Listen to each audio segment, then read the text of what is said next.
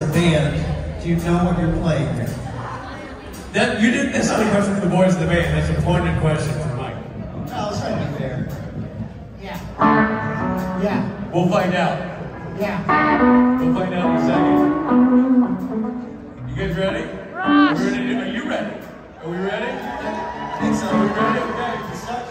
A man so nice they named him Christ. David Hadyn-Jones. Everybody's crazy about something.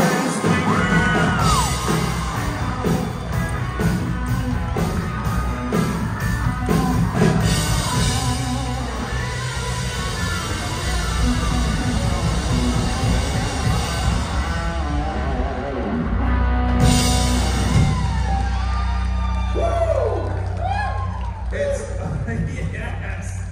Born of the heart. Yeah. Pulls it out last minute. I know. That's what she said. Can we just give it up for this band? I know you give it up a lot for this band. Give it up for this band. Steve's left show. And it's nice to have Rob here. Rob's here, finally. Bastard. All right, David, give us help. Hi. Toronto, day 2. What's happening? Who was at karaoke last night? Very nice. Very nice. None of that went on the internet, did it? Nope. Safe space. Always safe space. I thought this was Vegas rules. We don't talk about our SBN convention experiences. Only at the PJ party. Only at the PJ party. There's only one safe space. My name is David Hadyn-Jones. Nice to see you again. Who was at the panel yesterday? Okay. So there was a few people who saw me in my shirt. Welcome to all the new people that are here today. I am just the amuse-bouche for J2M, but I hopefully will have some fun on my final duties here today, other than dinner tonight. Hopefully some of you are coming to dinner. I have greetings from Adam Fergus. He says hi. He says there's a bit cut in your video made. For those who weren't here yesterday, I took a nice video of the crowd saying we miss you, Adam. And he was like, oh, thanks, man. It's tricky. Apparently, Europe airports are really tricky right now, and there's visa stuff and da-da-da-da. And he has to work. He's working. Yay! So we love actors getting jobs. He's shooting on Monday. I do miss the lad, though. You know, they're a different energy with our boy Adam up here, who've seen me do the Adam and Davey show. Stuff gets weird. I do want your consent, though. I don't want to assume you love filthy double entendres. We talk. Do you want more? Someone yelled, more, please. Well, that's already one right there, isn't it? Yeah, you started already. Have you noticed with double entendres, you can make anything sound dirty just with tone? Like, and it can be the most banal sort of sentence. If you just say it with a sneer and a wink. It gets weird. Or it can be a more Hallmark panel. Which do we prefer? Dirty. Why do I even ask? Why do I even ask? The good thing was about yesterday's panel, I was nervous. I got nervous because I was like, I don't have my buddy Adam. It's been a long time since I've done a solo panel. It's an easier lift when you get to do silly bits with your buddy. And they have, this question is for Adam. But these questions will all be for me, so that's good. It looks like we have lines already. So as we get to some questions and see what we can come up with, I say yes. Hello, what's your name? Hi, I'm Andy. Andy. Yeah, I sang Wannabe at karaoke last night. Yes, there you are. I've been telling everyone we're best friends now because You should. I feel like we are. Because I just want to, may I just for a second, Andy, just because they didn't see you killed it last night, Wannabe. I am totally Spice Girl positive. And listen, I like to zig zig up. It's like everywhere. I I like a nice zing off. Like, I have a video of you doing that, like, in the background. and again, that's not on the internet, ever. Well, I mean. We have phone difficulties. We didn't get the first half, but I got the second half, so it's all good. Anyways, my question is, do you have any, like, Canadian phrases that you love? So part of my family's from Huron County, so when I see my dad, we all go, how are you now? And like, and then in Grey Goose. Oh my God, yeah. So done. all my Canadianisms? Yeah, so I was wondering if you had like a favorite Oh, Canadianism. sheepers, are you kidding me? You're gonna take me way back to my northern Alberta days there, buddy. Seeing buddy a lot is fucking frickin' Canadian. Frickin's a good one there. Yeah. Fucking, oh no, my buddy, I'm just gonna do like Canadian Alberta Day for a bit here, buddy. It feels good. Feels real good. And you know, interestingly enough, Pally. Hey, Pally. There's another Alberta one. Oh, fucking buddy. And like, if you were angry at someone, right? You'd be like, oh, fucking, I'll tune ya. Oh, I'll fucking tune that guy. Oh, fucking rights, buddy. I'll fucking one shot straight to the upper necks. When I was working at Road Crew in Calgary, it was like, oh, I'll fucking tune that guy. One shot straight to the upper necks. I'll just fucking get him right here. And then, oh man, you're really taking me back. I can, over and over again. One of my favorite Canadians is, oh, sorry. That's in our Pledge of Allegiance, I think. We're sorry that we're Canadian. No, I'm not good. That's right. All pride. All make-believe. And then, yeah, just like, I mean, people really, like, when Bob and Doug McKenzie, they were created in northern Edmonton. That's how the McKenzie brothers were crafted by Moranis and Thomas. And I was going in. That's real. That's real. I don't know if you say it on Ontario. Do you say it in the Maritimes? It was interesting too because there's something interesting about us. We're mostly Canadians here, right? Yeah? I mean, you know, obviously the Americans, when they do us, kind of get it a little bit wrong. That's what she said. Like, it's not a boot. It's about.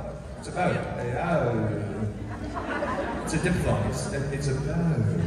We should have umlauts in Canada. I think we need the umlaut over the about.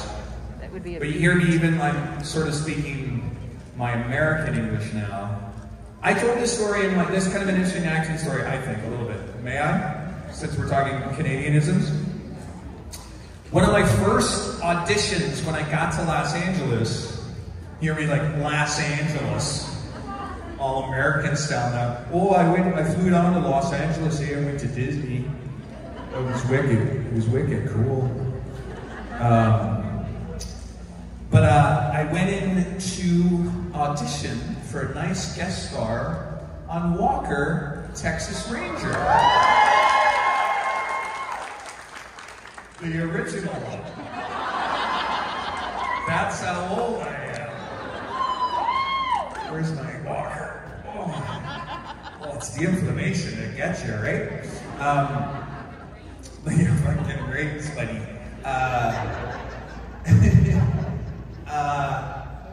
And I thought I had a really good audition. I was pretty FOB. I was fresh off the boat from Canada, from Toronto actually. I just moved there, 3 months in. And the casting director looked at me and she was like, "That was good. Canadian, right?" Oh God, what's happened? Oh dear, what did I do?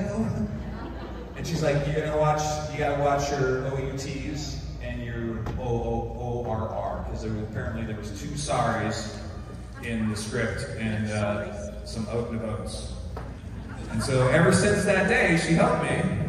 I put an A above all my sorries and all my OUTs on my scripts, and still do it. Because I was like, the other thing too is, you put a few beers in me, oh, I get real folksy real quick. Oh yeah, for real. I feel like we're gonna have a bonfire and get all the pickup trucks and put the tailgate down and have some bills, right? A 2 for a bill. Pick up the liquor store. Fuck yeah.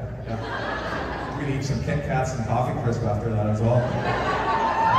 But anyways, thank you. Thank you for letting my Canadian freak flag fly. I'm home, baby. I'm home. Feels good. Feels right. Hi. Hi, my name's Shawnee. Shawnee? Yeah, Shawnee. Hi. Hi.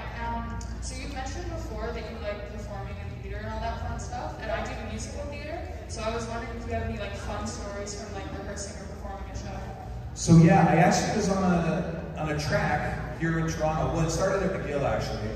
So when I started like performing professionally, I think I mentioned this to you yesterday, but for those new people, one of my first best summer jobs was at Canada's Wonderland as a singer-dancer out at the Showcase Theatre, the amphitheater, with the live band. And before that, I was in Calgary, and oh yeah, good, Calgary, some Albertans there, word. And there's a place called Callaway Park. Yeah, feeling it? I was part of Callaway Live, jazz hands. Yeah. And so I thought I was going to be on this musical theater path after I graduated from McGill. Because I'd done a lot of theater, I'd done like Gilbert and Sullivan, I'd done an original musical. And this was the time in Toronto when Les Mis and Phantom of the Opera were huge, remember? Like this is the big, epic musicals that come to this town. And then I just realized, I don't like musicals, really. There's a few, I like a handful. I love Into the Woods. I don't know if there's any Sondheim fans. Sondheim is incredible, but I was just like, I was not just kind of into the thing. And then what happened to me was I got into sketch comedy. And to your point, I'm getting somewhere, I promise. So this is a great lesson. Any actors here, any people who audition, who know what the audition process is? Handful? No, it's better. Well, there's a thing called auditions. You gotta go in, and you gotta go in prepared. Okay, I mean, honestly, I'm getting the flop sweats just thinking about it. This is how we learn. This goes in the worst audition ever territory. So, do you know the musical Pippin? Do you know Pippin musical? And there's a song called Extraordinary. You gotta be extraordinary, because I can do extraordinary things. I'm not a guy who's asleep.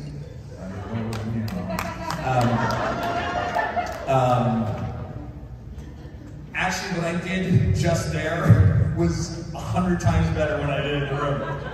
So I'm this young 21-year-old buck who's like moved to Toronto with a dream, baby. I'm gonna make it in pictures, why sure I am. I'm moving to the big smoke. And this was a great lesson in you cannot wing a musical theater audition.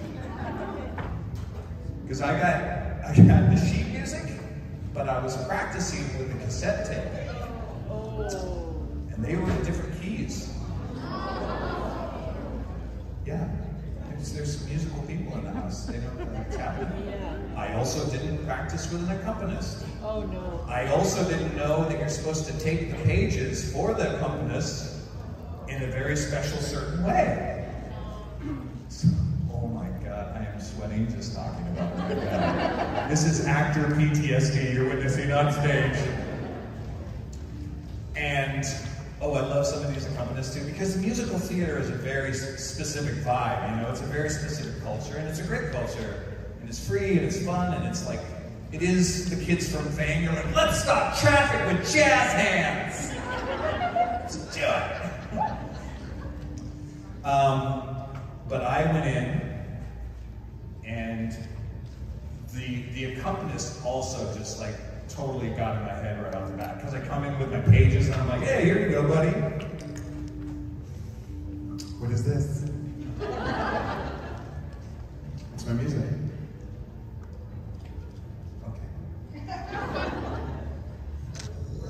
Shrinking panel right in front of me, like big open dance studio.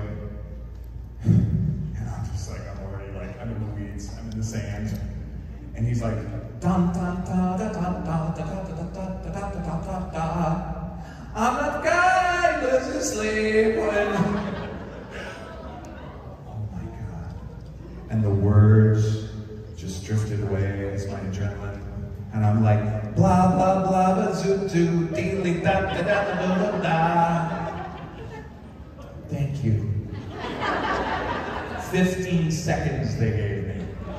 The classic, like, we're not even gonna pretend we're gonna call you. You know, like, don't call us, we'll call you. We're like, thanks, bye. But it was a great lesson, right? So what doesn't kill you makes you stronger. You're like, I'm still alive. And I did not wing or underprepare for an audition ever again after that day. So, especially musical theater, know your music cold, practice with an accompanist, and tape those pages together. Do they have iPads now, I guess they play from? I don't even know. Do they even do standard? This is also weird too, because it's like, live performance has gotten all jacked post-pandemic, so we don't know what the way out is gonna be. I'm like, maybe you're still auditioning on tape, or you send it in, or like you put it on the YouTubes. I don't know, whatever the kids do. I'm auditioning on the TikTok. I don't know. But good luck. And the lesson is, just practice and be prepared. I love it. There you go. Oh, gosh. Thanks for the therapy. My God. Oh, and look at me now. I'm on stage at a supernatural convention. Fuck you, Pippin. I'm here. Hi. And there. Hi. As someone who's auditioning a lot right now, I really appreciate that story. It's insane. Get your sleep too. Don't drink on a school night. I've got lots of tips. Lots of tips. Well, my question is, are there any skills or talents that you have or that you went and tried to build in yourself that came in surprisingly helpful? I'm sorry, just because of the mask. What skill sets? Just any skills or talents or techniques that you have that you were like, oh, this is actually great for this. For like actual practical audition stuff? Yes. Yeah, so actually, are you a good memorizer or not so good? I work at it, it's Yeah. not so good right now. Well, don't you resent those people who have the photographic memories in our business? Oh. They make me angry. I know, no, they make me jealous, I'll be honest. Like, why does your brain work that way? And my brain, I'm a total 3D spatial engineer logistics guy, but names and dates, if I don't use them, just like, are like dental floss, they go in and out. But as I talk to a lot of people, I will remember your face from like 5 years ago in a little story and an interaction we had. Maybe not your name unless you're on Cameo and we've had a chat, or if you've been at multiple meet and greets or like at my table. Like, I'm getting to know a lot of you by name as well now, just because we're on the circuit. Try the, I have two techniques. Are you talking about sides, learning a piece of material? Oh, well, I'm dance, so. Well, so you have kinesthetic learning. So when you have, or do you pick up choreography quickly or not so much? It's like, I need it like a specific way. And it's so hard because they'll give you stuff really fast. They're like, okay, do this for me. And it's like, wait. I know. Again, I need it. And your brain is just like, hey, it's like your body. Well, I think the thing for dance too is obviously just, and I don't know how the pandemic has changed it, but just be in class as much as you can. Because that's the thing. The thing that I've noticed, even with me, after I was a lead on a TV show and like sort of crested, I still go back to a master class in LA because that fluidity and that elasticity will always serve you. So even though you're not learning that choreography, go in and learn new choreography anyways on your own time, because it'll make your brain synapses and your body kinesthetic learning that much quicker when you do go back in. So just always be practicing your craft in whatever form. That's the best advice. Thank you. Makes sense? Yeah, thank you. Great question. The Actors Studio with David Hadyn-Jones. What is the most food you've eaten for a role, David? You don't want to know. Hi. Hello. Yesterday at Autographs, you challenged me to ask you this question, so your challenge was accepted. You told me that you. Oh, by the way, bravery to you, by the way, because you didn't want to ask it. Give her. She's like, I'm too nervous to ask it. So like, I gave her a social anxiety. What is it? Exposure therapy challenge. Yes. So give her props. Big deal. You said that you had some secrets about the Hallmark movie Dear Santa that you did with Amy Acker. Yeah. Could you spill those secrets? I can tease those secrets. Sure. But you know, we're so superstitious. Does anyone know what movie she's talking about? There was, and actually, that was interesting enough. That was actually a Lifetime Christmas movie originally, which is interesting because now I've switched to the Hallmark side, which is the one-stop shop for your Christmas movies. By the way, folks, if you're looking for Christmas movies, W in Canada, Hallmark Channel. Christmas in July. Christmas in July. Thank you. Yeah, it's like non-stop right now. Yeah, we just watched, I just watched 5 more minutes. Is it all happening? Yeah, we just saw There was 5 my more minutes. first lead in a Christmas movie was a movie 10 years ago, maybe 11 now, called Dear Santa. And it streams on Netflix and it's sort of, and it was just that little movie, the little low budget movie. Jason Priestley directed it. Beautiful. He did a lovely job. It's actually got like special little more cinematic moments than your standard Christmas movie. And Amy Acker is a wonderful, if you like, you know, Angel and Buffy too, or just Angel? Just Angel. Just Angel. She's an incredible human being and wonderful actor. And we just found a little bit of a little joy, and that's why we do it, right? People just go, "Oh, that's my favorite Christmas movie. That's the one we watch with my family all the time." I may or may not have seen the producer on a flight back from Calgary 2 weeks ago. And that producer may or may not have said, "We're talking a Lifetime about Transformers Heartthrob." Oh. So, we may be getting the band back together. Which would be really fun, because it'd also be a great job. But I hesitate because so many things can get canceled, and I don't know if you know this business, stuff goes wrong all the time. Like, honestly, you do understand how special this show you all love is, right? And how much Supernatural is an anomaly in the business of show business, right? Like that is not lost on you. And you understand that you are 1,000% the reason why the show is the show it was.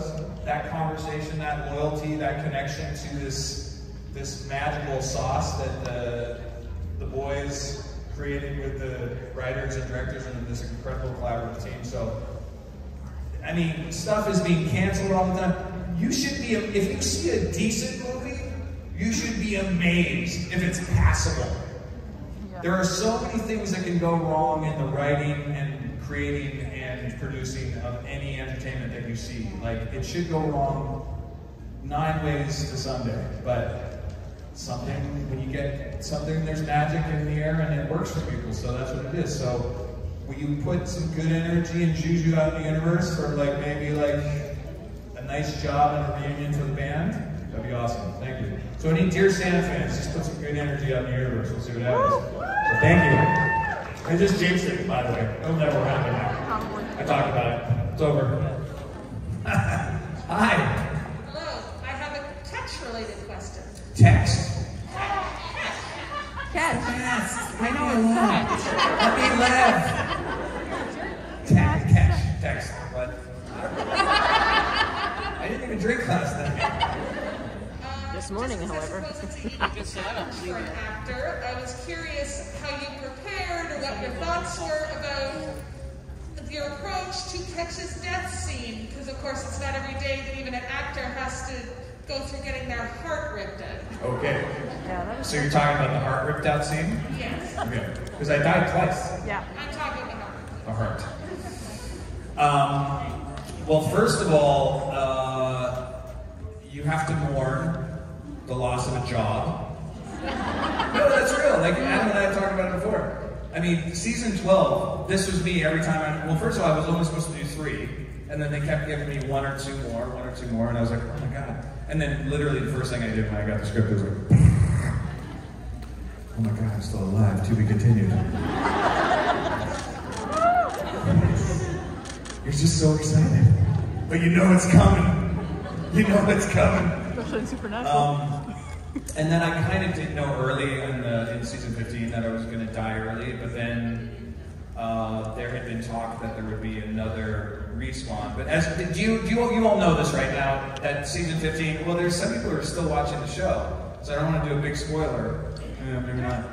But there was a big heaven scene at the end, and there were supposed to be more people there. Let's just wonder about where.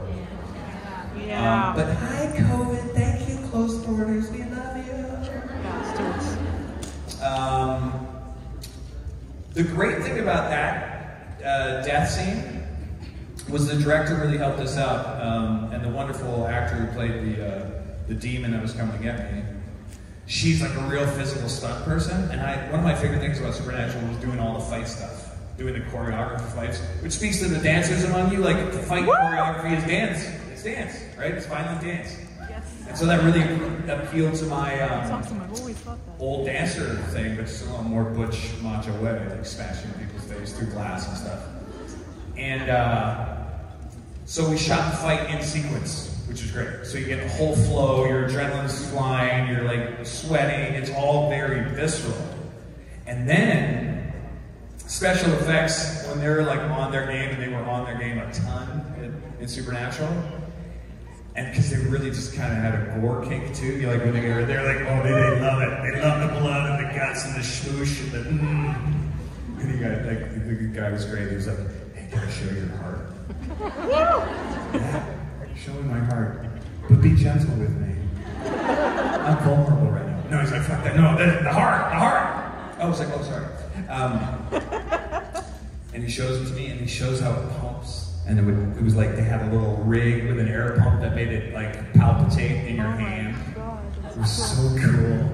You're just like, and again, you're just on your kids in the sandbox, right? You're just like, this is so fun. I love my child. Like, it's gonna go hard. It's so fun. So the enthusiasm of that services your actor brain, and then you just go into your like fundamentals of what is disturbing a story, right? Like, this just has to be a martyr thing for the story arc, and it has to happen as soon as Ketch gets a soul back, right?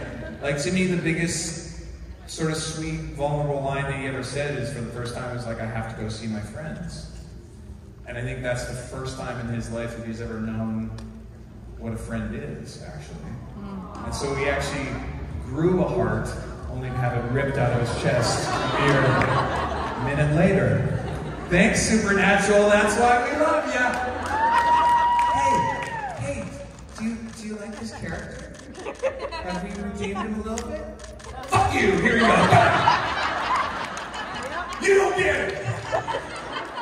We're gonna make you so sad right now. Gonna give you all the feels. It's true.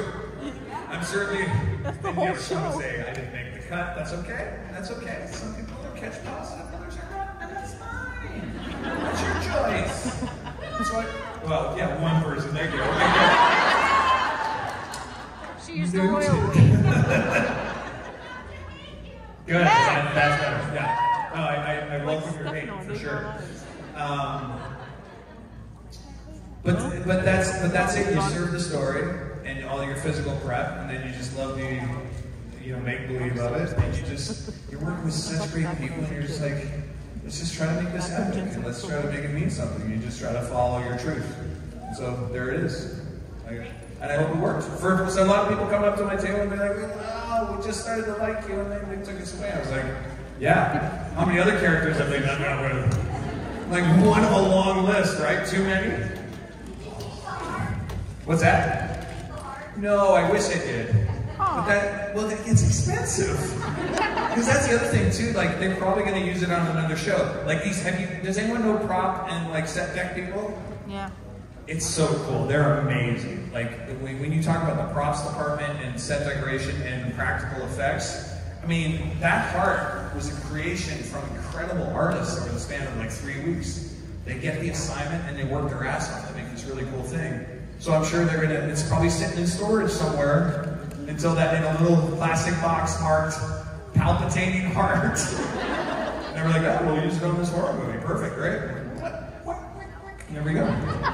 But yeah, it's a cool day. Thank you. Hi. Hey, I was just wondering what your favorite behind-the-scenes moment was during your time on Supernatural. Oh my God. Anyone who's been to a Dave Hadyn-Jones panel before knows the favorite word is so hard for me because I'm just like, it's every moment was my favorite. It really was an abundance of joy and collegiality and kind collaboration. Like this culture, you've heard this many times, right? People who've been to panels, and it's not performative, it's not pandering at all. It was a really special place to work. And so I mean, I have like a cornucopia of incredible memories. One of the ones I point out though, just because it was a little bit of magic, a little bit of kismet of the universe. Season 13, I believe, when Ketch and Dean go to the A alternate universe as the little sort of midnight run Ketch and Dean duo going hunting, going on a mission. They go through the portal, and it was that snow world for the two of us. So Vancouver gets snow very rarely. It's mostly rain. Every once in a while it gets snow, but then it disappears very quickly. So the weekend, we had 4 days, me and Jensen, to shoot that sort of adventure out in the woods in the AU. And it blizzarded the night before. Oh, wow. Huge, massive, big blizzard that you never really see in Vancouver. And the snow stuck. And so we were shooting out in a rainforest about 40 minutes north of Vancouver, and trucks were having problems, like everything was getting delayed. It was just like, when you have weather like that on a set, like it's a problem. But worse than that, Serge, the director of photography, he sweated because shooting white is totally different. Blankets of white, but then continuity. Because the whole crew is like, we're shooting out a sequence. So if we establish a big snowy thing and then it disappears the next day, we're kind of pooched. How do you fix that?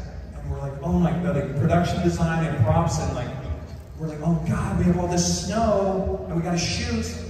But what happens, like there's gonna be snow here and not snow here, it's gonna be a disaster. And I was like, well, I've been on Hallmark movies, I know a lot about fake snow. We shoot in August. Like, shut up, Dave. Stay in your lane, monkey boy. Get your cymbals, your red fez, and your vest out and clap for us. That's all we want from you.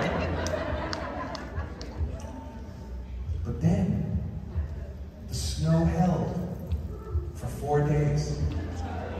And the last scene that we shot, there's a scene with Ketch and Dean on the rock, where we go, Ketch says, I'm gonna wash some of that blood off my hands. We have this hero moment, and you and me, Dean, together with your hole in your shoulder that I patched up with my Basidio and my coat. And we're shooting at 3 at night, and we wrapped the scene and it felt really good. Jensen and I were happy. We still had all the snow. We go back to the makeup trailer. He brings out a little bit of the birthday whiskey I gave him. We cheers. We had a sip. Next day, rain, all the snow went away. Oh my God.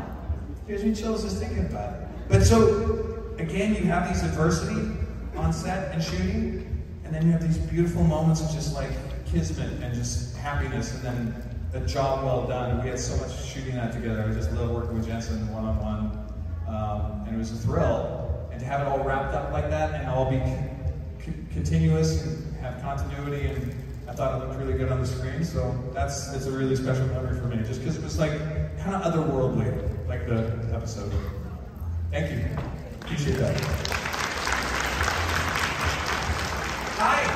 Hi there. My question actually was kind of sort of asked by the lady before me, but I do want to continue on with your hospital death scene. Prior to you going to the hospital, you had a moment where you were kind of like, I'm going out in a blaze of glory, and you survived, which was, woo, you know? But you were doing that in front of your friends, you were doing that with like spectators and such, and then in the hospital scene, what really gutted me, what really made you a hero to me, was that you made the difficult choice to still do it for your friends when no one was watching. No one even knew you died. I know, and I the love the children. stats. I know, but that's what's so great about it. I know, but that's. I mean, yesterday somebody was saying like Ketch is a villain, and the Hallmark guy is your other guy. But I mean, I don't know. Ketch just came out with flying colors in the end. And Redemption arc. Nice. I appreciate yeah, that. I just really wanted to say that impacted me a lot. That was your final moment. Well, I'm just a small part of that. Obviously, that's the writers and the producers and the genius storytelling and the way the establishment, because they did this really nice thing where they sort of pivoted, and like you say, they sort of do this deflection very well on Supernatural all the time. You think it's going that way, and they're like, oh, Yeah. and you know, like, and I think that's right. You're like, oh no, he's going to go out in a blaze of glory, but it's going to be an epic, heroic, you know, great thing. But what I love about it is, to me, Ketch at his sort of worst, most pompous douchebaggery is that first scene with Dean across the table at the Men of Letters having the whiskey and they go on the vamp hunt. Yeah. And you just see the glee and the pleasure in trying to trick Dean to come to the other side. That's him at his most, one of his most sort of, you know, sociopathic or sort of, you know, as I said, brainwashed soldier kind of, you know, you do what you gotta do, mercenary moments. But then to just have this, like, he's in his, like, underwear and an assless frickin', you know, hospital gown, he does have his fancy suits, all of the narcissism and the ego and the toys and the mask and the armor are stripped away, and he just sort of gets his sad, tired fucking ass out of bed. He sits on the edge and he's like, I have to go see my friends. That's when you know you've grown a conscience, right? And that's what I loved about it. It was such a just a quiet moment that no one saw. That's the thing. If you're a good person in the forest, does your karma work out? Yeah. You know what I mean? We are our best selves when we are our best selves when no one else is watching. Exactly. And I think that's a rule for our ego in general, right? Yeah. Right? Because that's just it. It's easy to do the good thing when Yeah, you're like, hey, look at me, I'm doing the good thing. Yeah. Hey, Instagram, aren't I good? My politics are just right. You should like me. Yeah. But if you do the quiet things, you know, the people who do charity and never tell anyone, Yeah. where you pay it forward, that's it. That's it, exactly. So I'm glad that it worked for you. That's Yeah. wonderful. Thank you. Go Team Supernatural, because that's the creators' game. That's what they do. And they let me be the avatar for that guy. Hi. Hi, my name is Constance. Hi, Constance. I was wondering, do you have any ghost stories or anything that you were really scared when you were a kid? Ooh, yeah. I was being a sort of a northern Alberta boy and a part-time Michigander. I was obsessed with Sasquatch. You might know them as Sasquatch.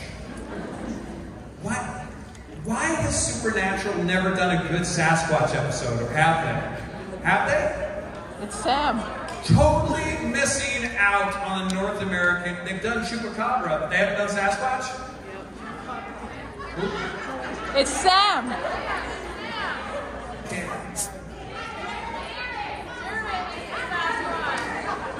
Oh.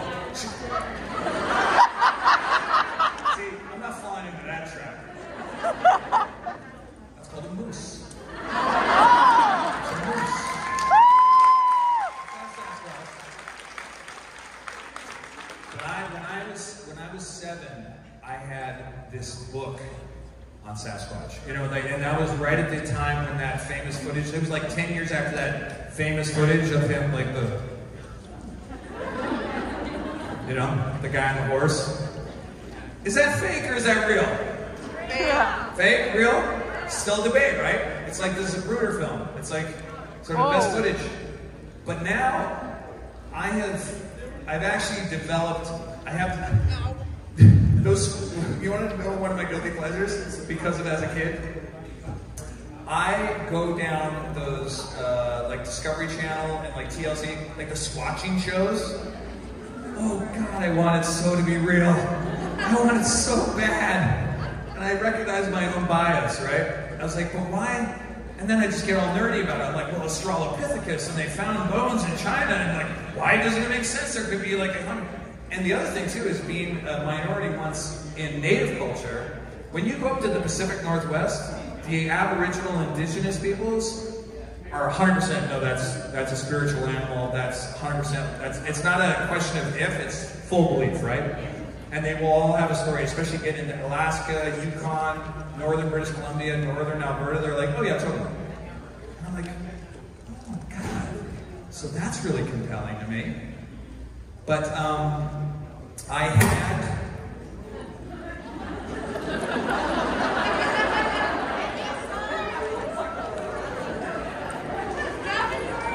What was that? And you know, they say that when the squatches, that's what the cool people say about it. It's just, we're going squatching. That's where my northern Alberta, I want to do a show where I'm an ice road trucker who goes squatching on the weekends. That's what I feel like David Hadyn-Jones next role should be. Fucking leave. Hey, by the way, who's a Wolverine fan? I know I'm losing the script there. Can we just talk about Wolverine for a second? Because this has fucking bugged me as a Canadian for a long time. Uh-oh. Wolverine's Canadian, right? Yeah! And he lives in the north, right? Yeah! Why the frick does not Wolverine talk like this, right? I'm frickin' Wolverine, buddy! I'm the goddamn ice road trucker in my spare time, but I got adamantium claws. I'll frickin' send you one shot straight to your upper next valley.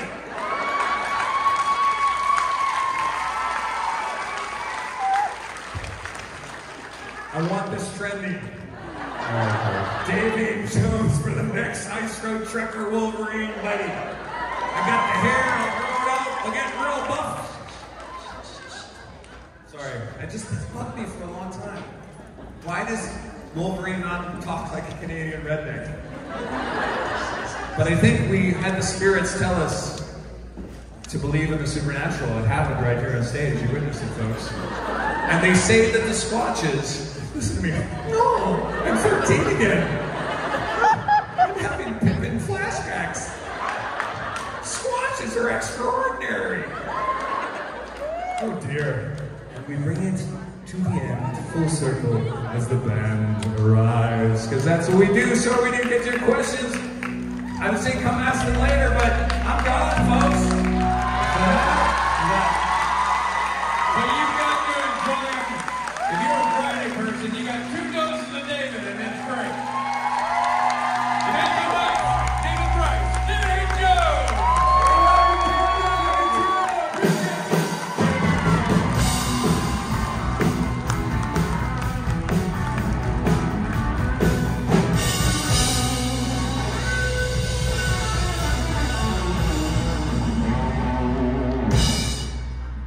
Good time.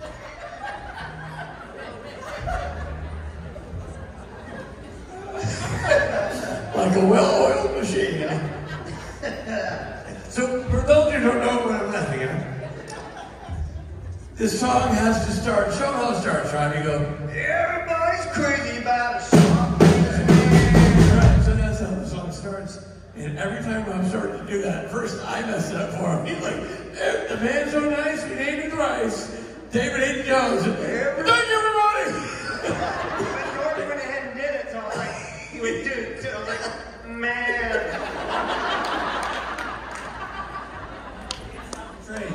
Yeah, can you though? Well, I mean, I don't know. Yeah. It's not even the situation. It's how you absorb it. It's how you're like, yeah.